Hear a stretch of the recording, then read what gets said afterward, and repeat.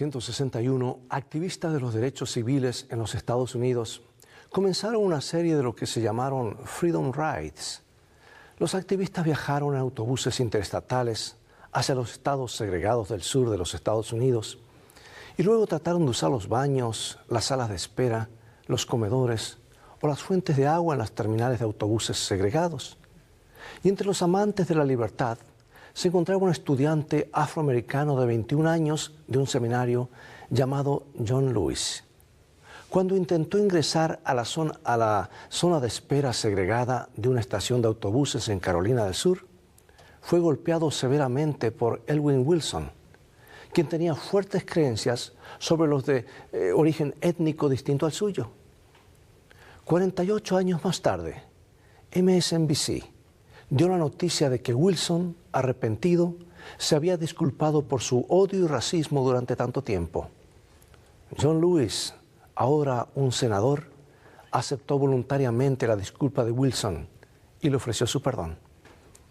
Señaló además que el cambio de corazón de Wilson mostró un verdadero poder del amor y la gracia. Y Wilson, por su parte, creía que necesitaba hacer algo más que simplemente reconciliarse con el hombre que había herido. Prometiendo su vida a una nueva causa, se convirtió en un activista por la paz y por la igualdad, hablando en contra del fanatismo y la intolerancia que aún existen en la sociedad. Las actitudes que elegimos adoptar pueden resultar en la destrucción de las relaciones o la curación de las relaciones. La gracia y el perdón son esenciales para la curación de las relaciones y la unidad en la iglesia. Sin embargo, abrazar estas actitudes no garantiza que otras personas respondan como esperamos. La curación y la transformación de las relaciones son fundamentales en el mensaje evangélico y son cruciales para nuestra unidad en Cristo. Ve por tu Biblia y mantente en sintonía.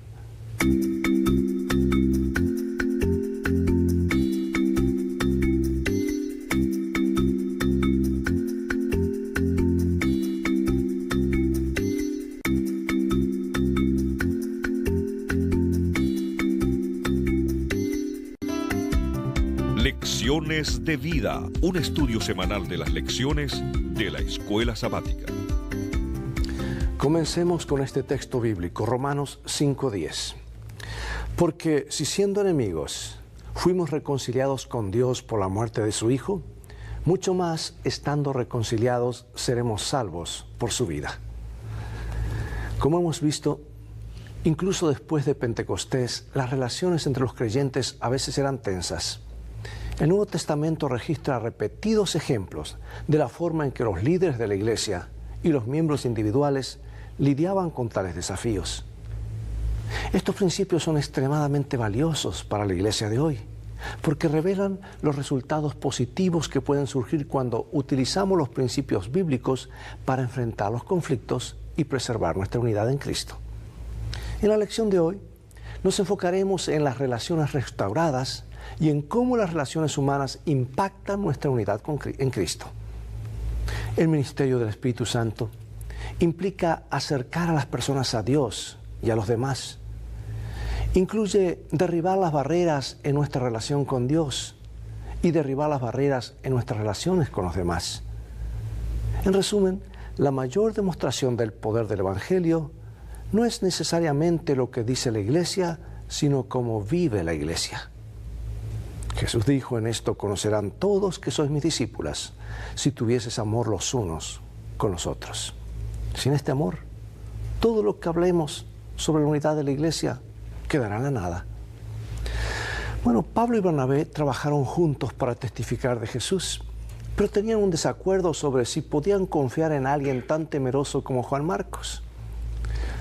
Los peligros potenciales de predicar el Evangelio hicieron que Juan Marcos en un momento abandonara a Pablo y Bernabé y regresara a casa. Comenta mi autora favorita y dice lo siguiente: esta deserción indujo a juzgar desfavorablemente y aún severamente por un tiempo a Marcos. Bernabé, por otro lado, se inclinaba a excusarlo por causa de su inexperiencia. Anhelaba que Marcos no abandonase el ministerio, porque veía en él cualidades que le habilitarían para ser un obrero útil para Cristo. En años ulteriores, su solicitud por Marcos fue ricamente recompensada, porque el joven se entregó sin reservas al Señor y a la obra de predicar el mensaje evangélico en los campos difíciles. Y bajo la bendición de Dios y la sabia enseñanza de Bernabé, se transformó en un valioso obrero. Aunque Dios usó a todos estos hombres, los problemas entre ellos necesitaban resolución. El apóstol que predicó la gracia necesitaba extender la gracia a un joven predicador que lo había decepcionado. El apóstol del perdón necesitaba perdonar. Y Juan Marcos creció en la tutoría afirmativa de Bernabé. Y finalmente, el corazón de Pablo aparentemente se conmovió por los cambios. Y en las cartas de Pablo a Timoteo y a la iglesia de Colosas se revela una relación renovada con Juan Marcos y una nueva confianza en este joven predicador. Veamos Colosenses, capítulo 4, versículos 10 y 11. Nos dice así: Aristarco, mi compañero de prisiones, os saluda, y Marcos, el sobrino de Bernabé, acerca del cual habéis recibido mandamientos. Si fuera vosotros, recibidle. Y Jesús, llamado Justo, que son los únicos de la circuncisión que me ayudan en el reino de Dios y han sido para mí consuelo. 2 Timoteo 4:11. Solo Lucas está conmigo. Toma a Marcos y tráelo contigo porque me es útil para el ministerio.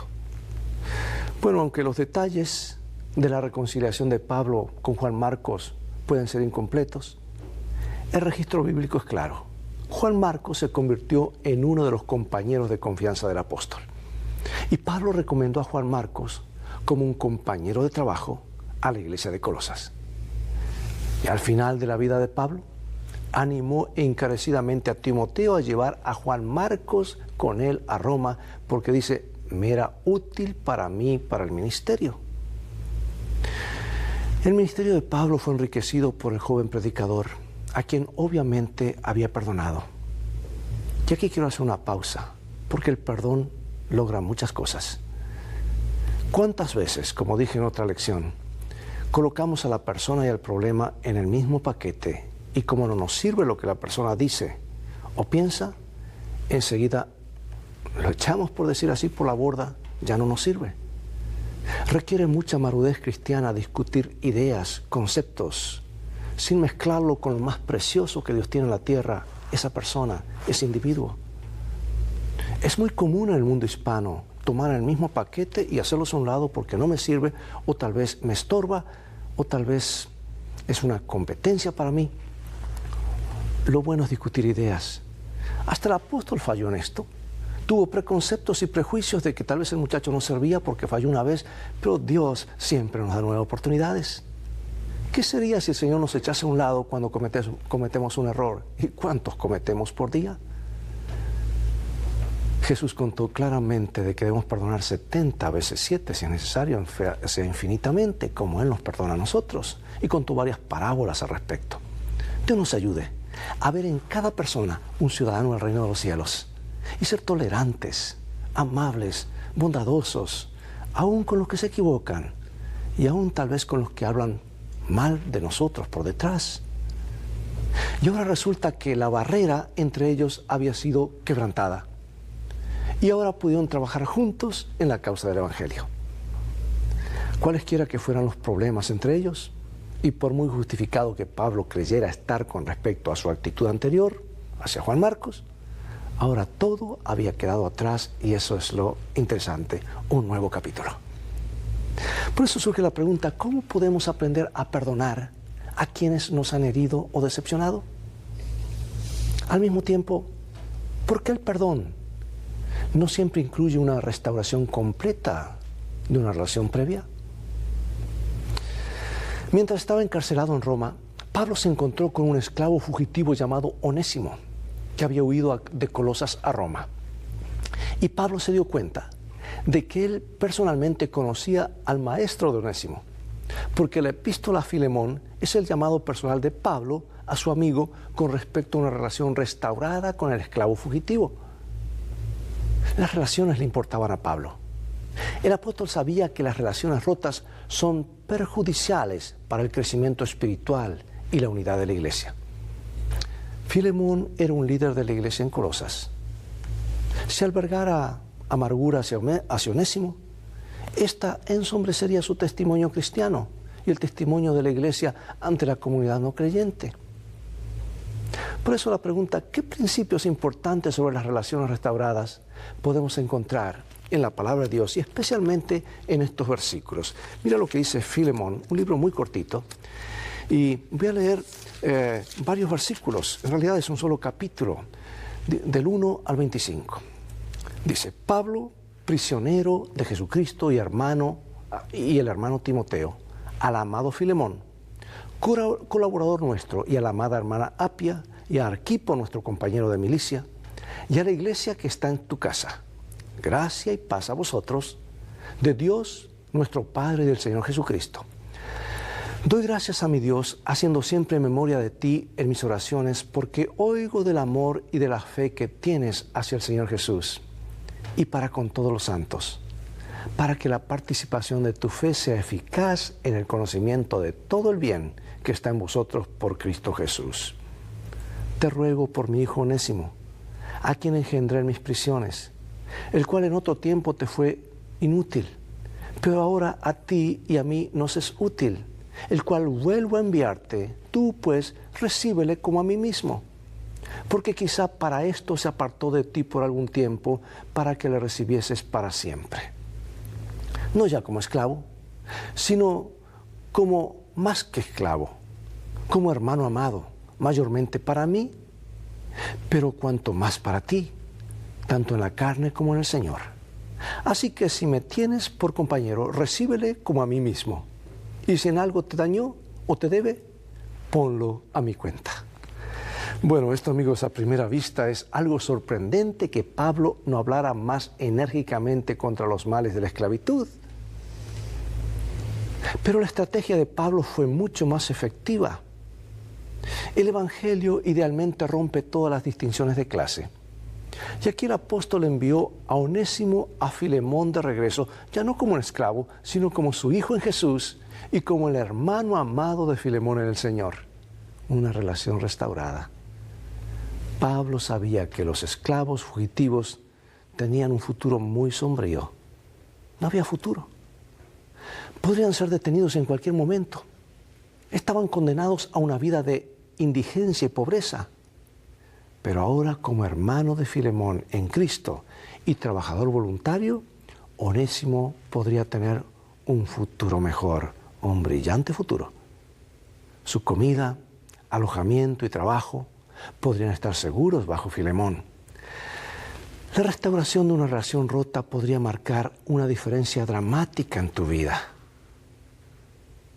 Se convirtió en un hermano fiel y amado y colaborador en el Evangelio con Pablo, y muchas personas les puede ocurrir lo mismo en nuestras relaciones con ellos. Pablo fue tan ferviente, tan firme en su deseo de reconciliación entre ellos, que estuvo dispuesto a pagar de su bolsillo cualquier problema financiero que pudiera surgir de lo que sucedió entre los dos creyentes en Jesús. Bueno, como vimos en una lección anterior, la iglesia de Corinto tuvo profundos problemas. Y veamos qué principios describe Pablo en 1 Corintios 3, 1 y 2. Y en Corintios 10, para la sanidad y restauración que son tan vitales en la unidad de la iglesia. Vayamos a 1 Corintios, en primer lugar, 3, 5 al 11. ¿Qué pues es Pablo y qué es Apolos? Servidores por medio de los cuales habéis creído. Y eso según lo que a cada uno concedió el Señor. Yo planté, Apolos regó, pero el crecimiento lo ha dado Dios. Así que ni el que planta es algo, ni el que riega, sino Dios que da el crecimiento. Conforme a la gracia de Dios que me ha sido dada, yo como perito arquitecto puse el fundamento y otro edifica encima, pero cada uno mire cómo sobreedifica. 1 Corintios 12, 1 al 11. No quiero, hermanos, que ignoréis acerca de los dones espirituales. Ahora bien, hay diversidad de dones, pero el Espíritu es el mismo. Y hay diversidad de ministerios, pero el Señor es el mismo. Y hay diversidad de operaciones, porque a este es dada por el Espíritu palabra de sabiduría, a otro palabra de ciencia según el mismo Espíritu, a otro fe por el mismo Espíritu y a otro dones de sanidades por el mismo Espíritu. A otro el hacer milagros, a otro profecía, a otro discernimiento de espíritus, a otro diversos géneros de lenguas y a otro interpretación de lenguas. Pero todas estas cosas las hace uno y el mismo Espíritu, repartiendo a cada uno en particular como Él quiere. Bueno, en estos pasajes, el apóstol describe principios críticos para la unidad de la iglesia. Él señala que Jesús usa diferentes obreros para llevar a cabo diferentes ministerios en su iglesia, aunque cada uno de ellos trabaja unido para edificar el reino de Dios. Dios nos llama a la cooperación, no a la competencia. Repito este concepto.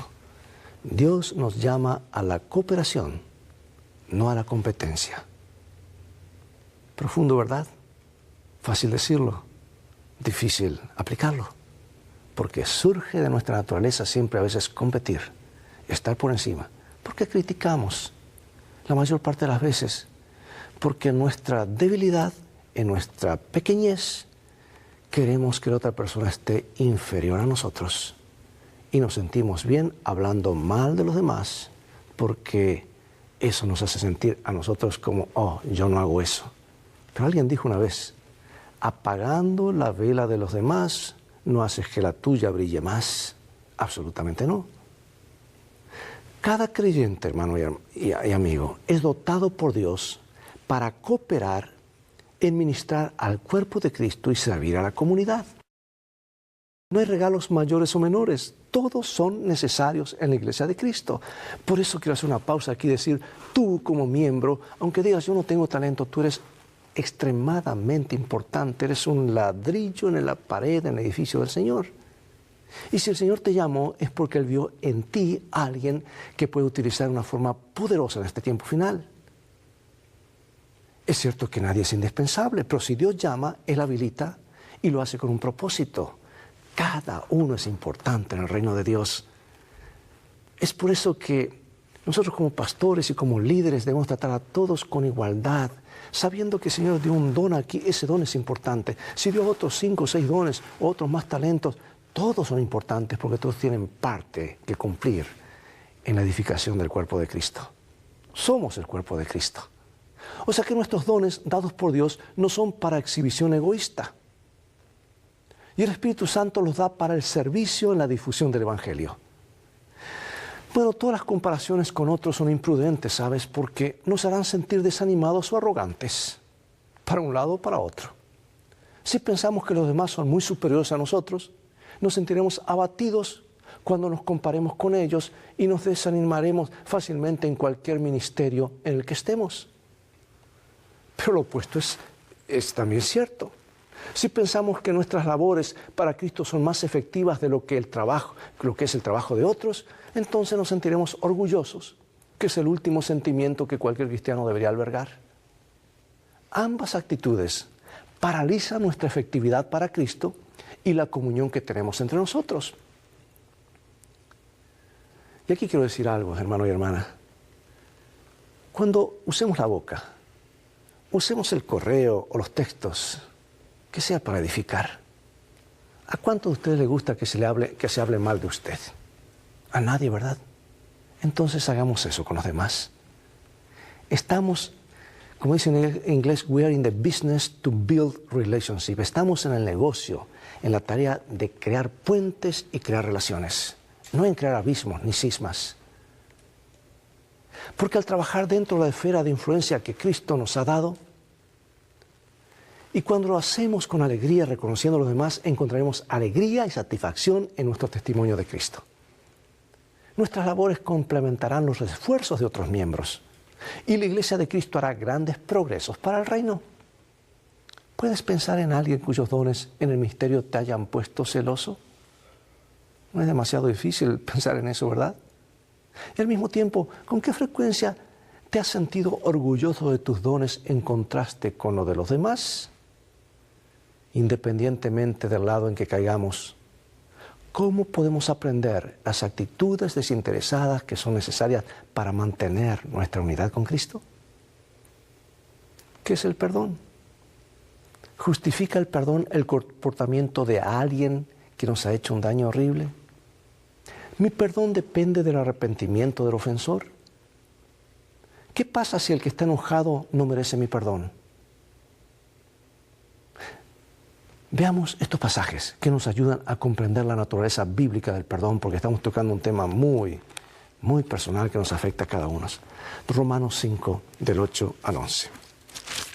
Dice así: Mas Dios muestra su amor para con nosotros en que, siendo aún pecadores, Cristo murió por nosotros. Pero mucho más, estando ya justificados en su sangre, por Él seremos salvos de la ira. Porque si siendo enemigos fuimos reconciliados con Dios por la muerte de su Hijo, mucho más, estando reconciliados, seremos salvos por su vida. Y no solo esto, sino que también nos gloriamos en Dios por el Señor nuestro Jesucristo, por quien hemos recibido ahora la reconciliación. Efesios 4:26. Airaos, pero no pequéis, no se ponga el sol sobre vuestro enojo. Bueno, Cristo tomó la iniciativa de reconciliarnos con Él. En Cristo fuimos reconciliados con Dios mientras aún éramos pecadores. Y nuestro arrepentimiento y confesión no crean reconciliación, pero la muerte de Cristo en la cruz sí. Nuestra parte es aceptar lo que se hizo por nosotros. Es verdad que no podemos recibir las bendiciones del perdón hasta que confesemos nuestros pecados. Esto no significa que nuestra confesión crea el perdón en el corazón de Dios, no. El perdón estaba en su corazón todo el tiempo. La confesión, en cambio, nos permite recibirlo. La confesión entonces es de vital importancia, no porque cambie la actitud de Dios hacia nosotros, sino porque cambia nuestra actitud hacia Él. Y cuando nos sometemos al poder de la convicción del Espíritu Santo, para arrepentirnos y confesar nuestro pecado, somos cambiados. Comienza una transformación. El perdón también es tan crucial para nuestro propio bienestar espiritual. El hecho de no haber perdonado a alguien que nos ha hecho mal, incluso si no merecen el perdón, puede dañarnos más de lo que les duele a ellos. Si una persona te ha hecho daño y el dolor se inflama en tu interior porque no puedes perdonar, ¿sabes lo que estás haciendo? Estás permitiéndoles a ellos lastimarte aún más. Tienes que dejar ir eso. Tienes que aprender a perdonar. Yo tengo que aprender a perdonar, aunque nos cueste. Y con frecuencia, tales sentimientos y el dolor son la causa de las divisiones, tensiones, apostasías en la iglesia. El daño no resuelto entre los miembros de la iglesia daña la unidad del cuerpo de Cristo. Y aquí pongo un ejemplo. ¿Qué ocurriría si tienes una herida y no le pones desinfectante, un antibiótico? O tienes esa enfermedad o ese cáncer y lo dejas que siga creciendo. Hay que buscar un remedio, una curación, una sanidad, a veces una cirugía, curar la herida. Si no, la cosa se vuelve peor. Puede haber una amputación, puede haber la pérdida de un miembro o de un órgano.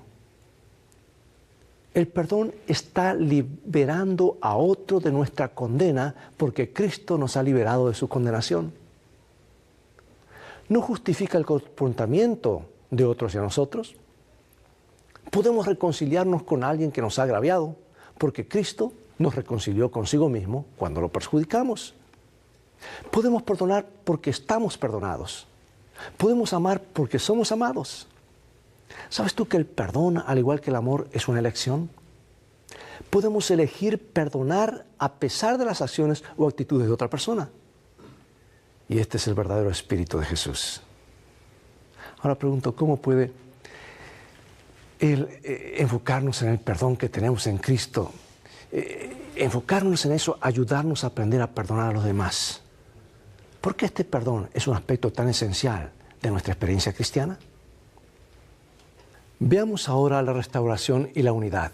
¿Qué 3 pasos nos da Jesús para ayudarnos a resolver conflictos cuando otro miembro de la iglesia nos hace daño?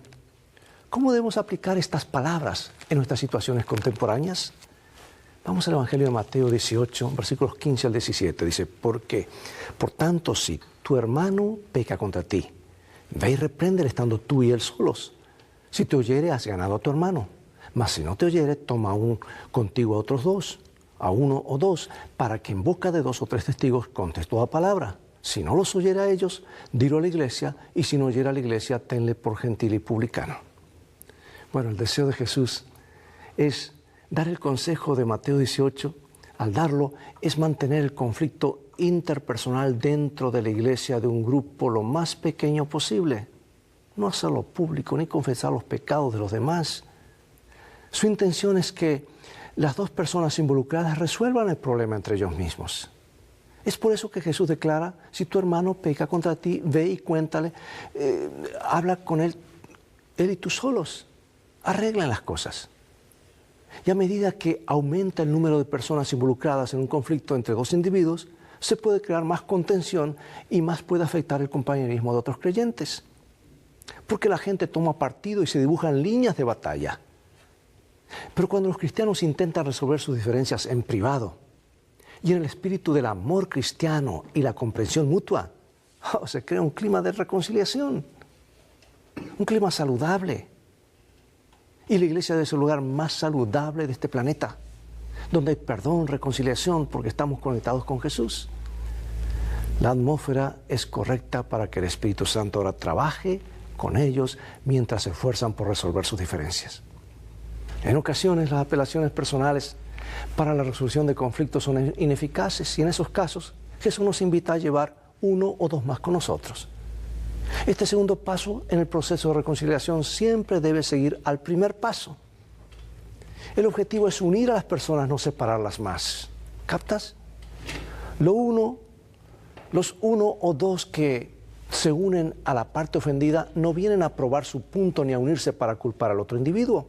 Vienen con amor y compasión cristianos como consejeros y compañeros de oración para participar en el proceso de reunir a 2 personas separadas. Oh, Dios nos ayude a reflejar el Espíritu de Cristo en esto y que la iglesia sea un reflejo de cómo actúa Dios en el cielo, con su familia, con el universo, perdonando, sanando y restaurando. Oremos. Padre Celestial, gracias por tu perdón, reconciliación a través de Jesús y por tu gracia que nos ofreces cada día. Queremos ser partícipes y compartirla con el mundo y reflejarla en el nombre de Jesús. Amén. Amigos, es todo el tiempo que tenemos por hoy. Ha llegado el momento de despedirnos. Será hasta un próximo programa de Lecciones de Vida. Invita a otros a que sintonicen este canal y transfórmate en un canal de bendiciones. Dios te bendiga y te guarde y recuerda, tú vales mucho para Jesús. Él te ama más de lo que puedes imaginar.